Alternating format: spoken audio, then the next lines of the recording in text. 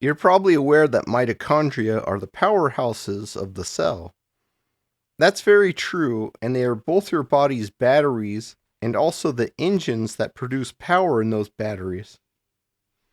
Your mitochondria can use glucose to make energy, but in fact the vast majority of the fuel they use is fat, even for those on a high-carb, low-fat diet. Most of the dietary sugars and starches consumed will be turned into triglycerides, which are the main fuel of the body. Unfortunately, this is very hard on your liver and drives metabolic disease and fatty liver disease. Even worse, when your brain is fueled by carbs, it has disastrous consequences for the mitochondria and your neurons. So don't think a high-carb diet doesn't come without pitfalls.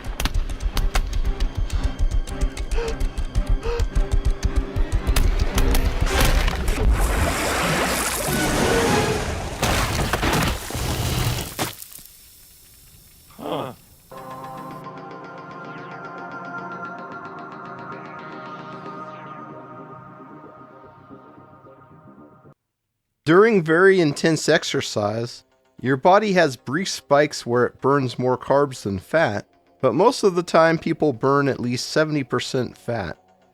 In fact, for most tissues, 80% or more fat is burned at any given time.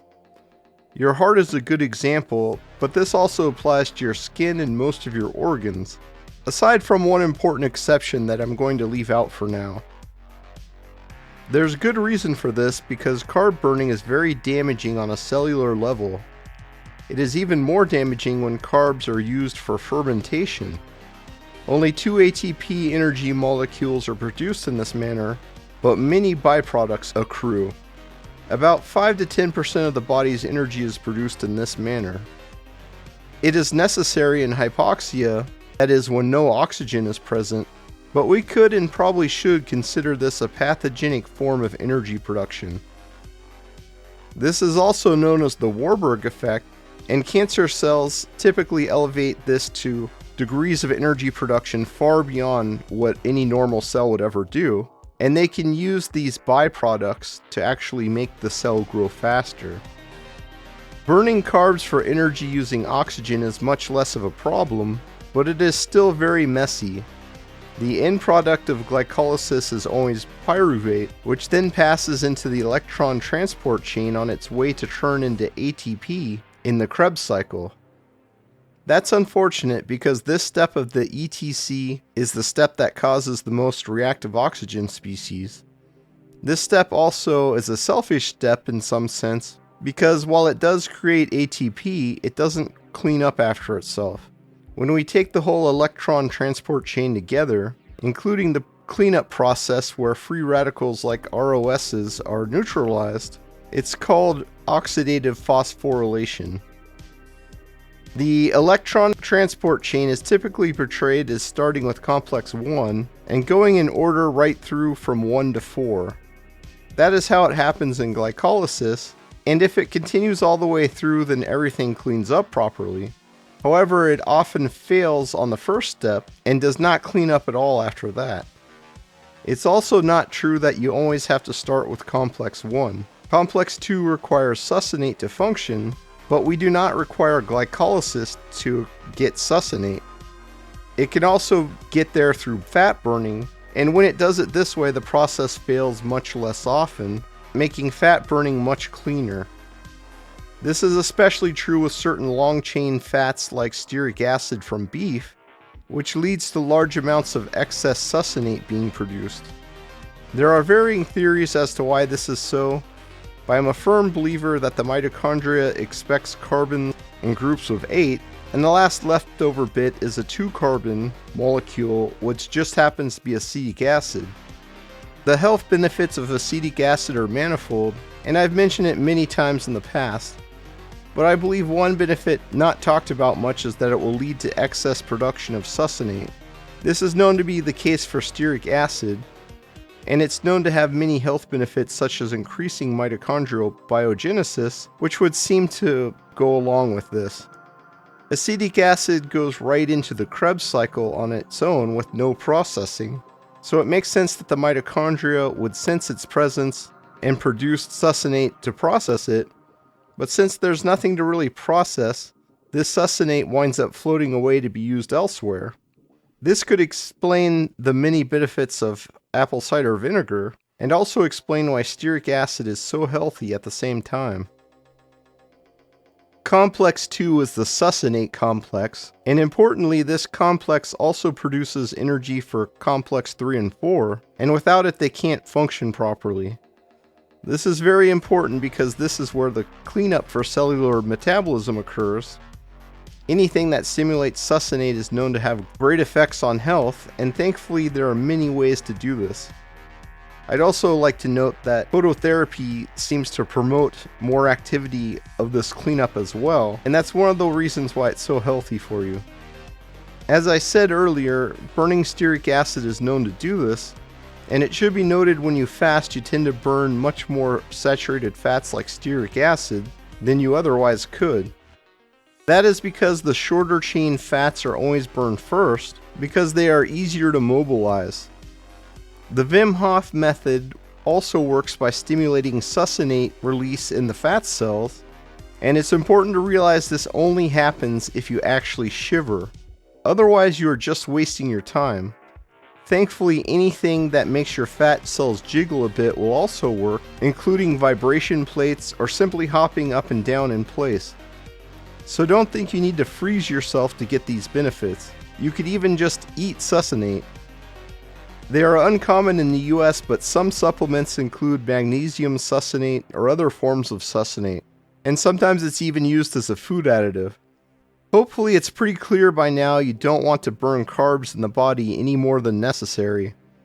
Unfortunately, there is one place most people today burn carbs exclusively. This is also the most damaging place you could do so, the human brain. Before the advent of agriculture, and really until modern times, people ate a low-carb diet worldwide. We can simply look at isotopes in fossilized bones and know this is true. While wheat has been available for thousands of years, only in the last few centuries has a high-carb diet become the norm worldwide. It's also been the norm, and really still is the norm in most of the world, to go for long periods without food from time to time. Not only is this codified into most religions, but it is also true as a matter of practicality. During winter, food is simply harder to come by. And while you can get some ketones from a low-carb diet, long-term fasting drives blood ketones up to astronomical levels. This is very important for the brain. The brain is unable to use triglycerides as fuel due to the blood-brain barrier, so ketones are the only way to get fat to the brain reliably.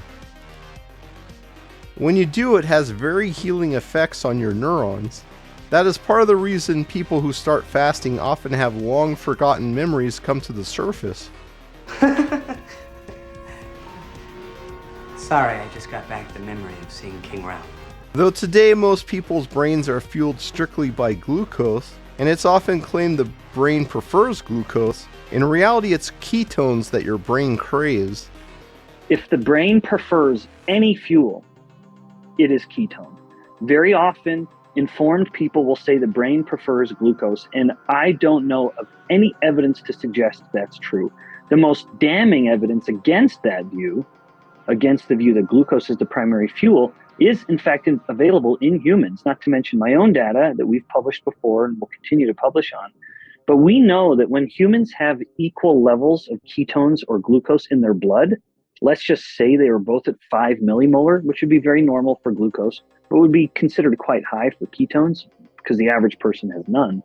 But when glucose and ketones are at the same level, the brain has shifted so dramatically to using ketones that as far as the brain's concerned, it's now using about 2-to-1 ketone to glucose, if not 3-to-1. So there's a clear preference that when given equal chance from both fuels, the brain has shifted to rely dramatically more, 2 or 3 times more, on ketones than glucose. With our ancestral diet and eating patterns, high ketones would be the norm for everyone on Earth most of the time. This would be a great relief to our brains, which have more mitochondria than any other organ and consume about 20% of our body's total energy production. While the human body today always uses more fat than carbs as energy except during very intense exercise, when ketones are high in the bloodstream, that number can climb from over 70% to well over 90%. No wonder then that humans today constantly have to worry about damage from reactive oxygen species. This is what causes most of the damage of aging, and the best way to avoid aging is to avoid generating it in the first place. Unfortunately, this causes a great deal of strain on the brain, and this seems to be the main driver of dementia as we age. The brain's mitochondria produce a huge amount of ROS when they are burning carbs. Thankfully, experiments have shown a keto diet can reduce the symptoms of dementia, such as Parkinson's disease, by over 40% in just a few weeks. A lot of people don't actually think why neurons don't become cancerous, but it's very, very rare that they do. So the amyloid cascade theory basically says you start out with a normal neuron, you get these abnormal proteins inside the neuron, you get abnormal proteins interfering with neuron function, and then you get neurodegeneration, neuron loss, and dementia. And again, there are several inconsistencies. I'll just mention a couple of them this time for time reasons. So the first, of course, is that there's rampant mitochondrial dysfunction in these Alzheimer's neurons. And they precede the plaques and tangles. The Alzheimer's neurons show reduced mitochondrial numbers, abnormal shapes. Some of them are too long and skinny. Some of them are too small and round. They should be like ellipsoid, nice bean-shaped things. They have population dynamics all messed up, and so on. So they're very dysfunctional. So again, normal mitochondria on the left. The Alzheimer's ones, some of them are too circular. The cristae are really not well formed, and there's issues there. Second thing is this plaque deposition paradox. If the amyloid cascade theory is correct and plaques cause Alzheimer's, then basically, you should have a plaque load that correlates with the degree of the neuron loss and certainly the clinical symptoms. And that doesn't really happen. So you've got the neurons there with these amyloid plaques sitting around them. And, basically there's a lot of people who age normally and have no dementia that have quite high plaque loads. And then there's a lot of people who have Alzheimer's who have few or no plaques. So the correlation really isn't there to make that statement. So here's a mitochondrial theory of Alzheimer's. So again, you start out with a normal neuromitochondria exposed to various insults, air pollution, and so on.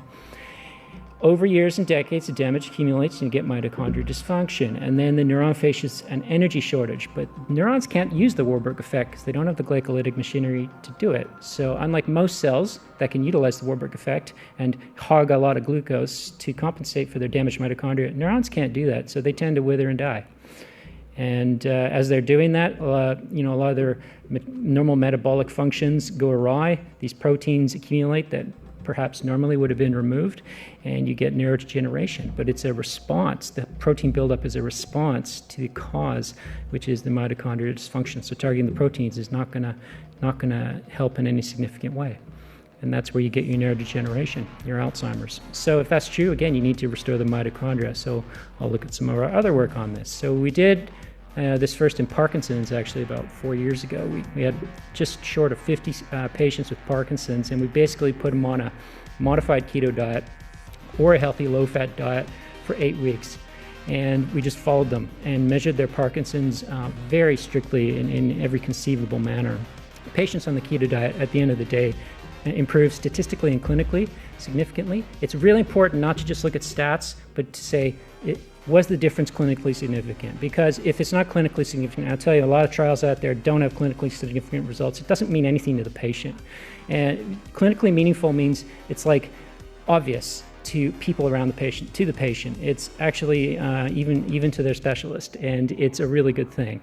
So they had a clinically meaningful improvement in their non-motor symptoms, which actually are most of the burden of Parkinson's disease and impede quality of life the most. And if you want to look at the difference, it was like 11. So the low-fat diet, low-fat, high-carb diet did improve by about 10%. We excluded ice cream and sugar, a lot of sugar and beer and everything from the low-fat diet. So it was actually better than what they were, the standard American diet, the SAD diet. The keto diet improved by 40%. So their non-motor symptoms got cut almost in half. And so you can see that it was definitely a big difference. And that study was published a few years ago, like I said, if you want to look at some of the other things that happened. It's interesting that neurons are hardwired to avoid using fermentation for fuel, and that they are also virtually immune to developing cancer. You can still develop brain cancer, of course, but it is very seldom that it develops in the neurons themselves. That's not surprising though, if we understand that cancer has a metabolic origin, which becomes more and more clear over time. They decided to give me their really toughest of the toughest GBMs, the ones that had already had recurrences, the ones that had inoperable tumors and so on. And they said, here's 10 of these guys, see what you can do with your fasting keto thing. So we try to combine strategy, and this was just about feasibility. These were very sick people at the start.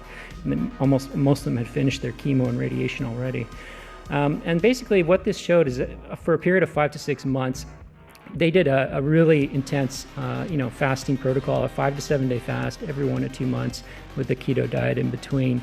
And they had very mild adverse effects. And we look for this thing called the blood glucose ketone index, which is the ratio of your blood glucose to your ketones. You want it to be low. That is, you want your glucose low and your ketones high. Theoretically, that is good against cancer. And they had an average GKI of 3.2. So you can see the fasts really drove it down. The fast key to getting that GKI down. The keto diet itself was a moderately powerful one at best. It kept them at around 5. And between the two of those strategies, I think the fast really augmented the GKI, and without that, it wouldn't have been nearly successful. And this is why I think a lot of the ketogenic diet trials in cancer are showing okay results, but not really great results. They need to incorporate these big fasts. While diet is all well and good and can help us to prevent a lot of damage, it is not going to do much healing on its own. The interesting part of the clip for me is that fasting had such a strong effect on the cancer, much more than mere diet alone. This is not surprising, as the keto diet is basically like fasting light. Its main benefit is probably that you get into a fasted state much more quickly between meals, so your 16-hour fast could have as much effect as a 24-hour fast when you compare that to someone eating a high-carb diet who can only get into ketosis with great difficulty. If keto alone was enough to cut the symptoms of Parkinson's by almost half in a few weeks, just imagine what adding in some extended fasts could do on top of that.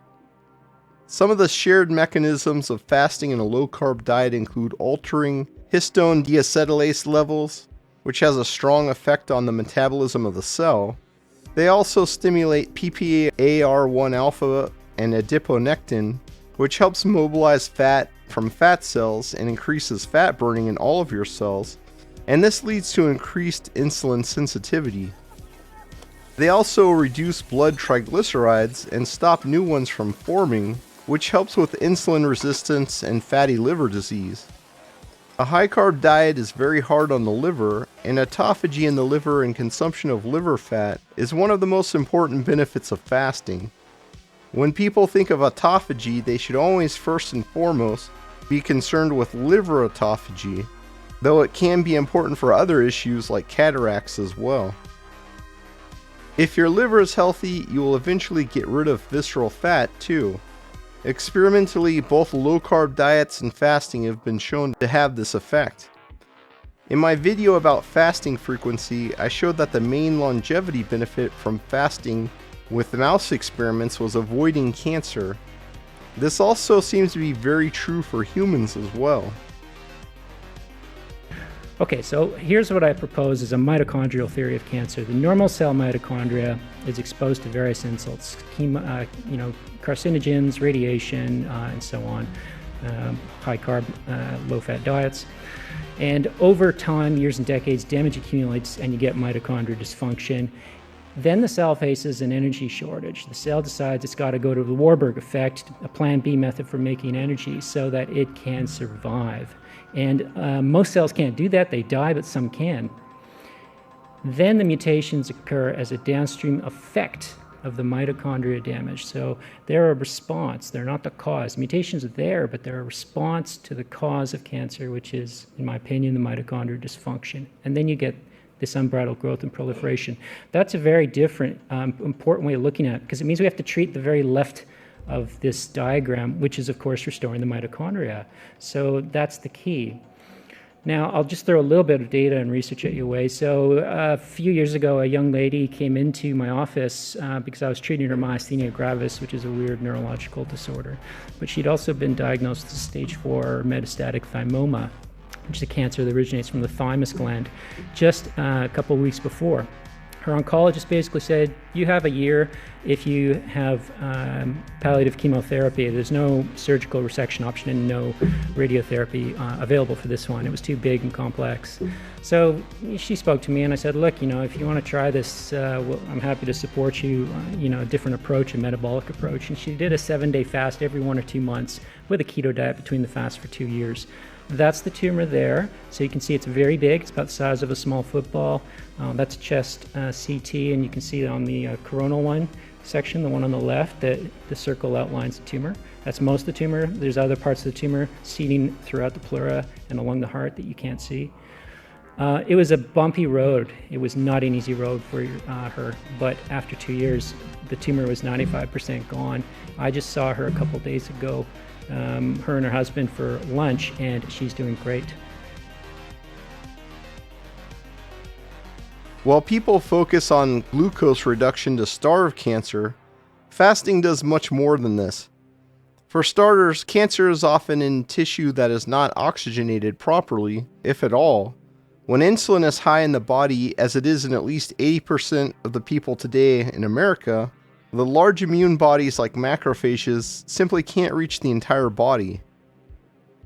Insulin constricts blood vessels, and this increases blood pressure. Not only that, but it massively compromises the immune system because it means that the larger immune bodies just can't get through these small constricted blood vessels. This is part of why type 2 diabetics wind up with amputations. They are going hypothermic at room temperature. Cells that are sick or dying simply can't be cleaned up, so they cause the spread of necrosis through the body. If left unchecked, this will lead to death 100% of the time. When you merely diet, your insulin levels do not go down very much. Even when you go low carb, it often takes a very long time to get the insulin levels low. Worse, anytime you cheat on your diet, they rush right back up to the levels they were at when you started. That is why it can be very hard to undo damage from years and years of a bad diet, no matter how good your diet is today. Thankfully, fasting is a shortcut method that brings down insulin by 40% in just 24 hours, and a 72-hour fast can bring it down to extremely low levels. And once it's low, if your diet is good, it will stay low for good. Autophagy induced by fasting can also be helpful in preventing cancer and reducing insulin resistance. This can help get rid of ectopic fat that builds up in cells over time from a bad diet, especially when it comes to poisonous seed oils that are full of linoleic acid, which can cause insulin resistance at a cellular level. High triglycerides in the blood cause a pressure gradient that can force linoleic acid through leaky cell membranes. Saturated fats, on the other hand, cannot penetrate the cell unless the cell voluntarily takes them in. This makes them, in spite of years of vilification, the safest source of energy for the body, especially stearic acid, which, as I covered already, can actually increase your metabolism when the body burns it. On the other hand, long-term experimental data shows that replacing animal fat with corn oil in the diet increased all-cause mortality by over 60%. That is not just more dangerous than smoking, but many times more dangerous than smoking. So diet is important, especially avoiding the worst man-made foods, but once the damage is done, fasting is the quickest way to undo it. Autophagy is nice, but the real cancer killer is phagocytosis, the eating of other cells by phagocytes such as macrophages. Simply lowering insulin will help a great deal here, but the activity of cells like macrophages is also accelerated. As a side note, taurine also does a lot to stimulate phagocytosis, and that is one of the main reasons to consider supplementing it or moving towards a whole animal diet that includes taurine-rich cuts of meat, such as organs and dark meat. Fasting also regenerates the white blood cells, which is very important for fighting or preventing cancer, and also aging damage. It also causes the release of stem cells when you fast for 72 plus hours, which is necessary for the creation of cancer-fighting T cells in the thymus. Without these cells, you cannot produce cancer-specific cytotoxic CD8 T cells, which are vitally important for killing cancer. It can even regenerate the thymus itself, which is one of the critical steps in the aging process, and an aged thymus quickly leads to death by cancer or infection in the elderly. It's also a cause of many autoimmune issues. While it can be hard to navigate through all the health-related pitfalls we can fall into, fasting in a low-carb diet will help a great deal with preventing or even reversing the most threatening ones. Big Pharma will always have a product for just about any condition, but they are not always safe and effective in spite of what they claim. And even when they are, they seldom come cheap. Here at the Family Heart Center, we feature the complete Jarvik line. Series 7 Sports Heart by Jensen. Extended warranties. Financing. Qualifies for health tax credit. And remember, we care.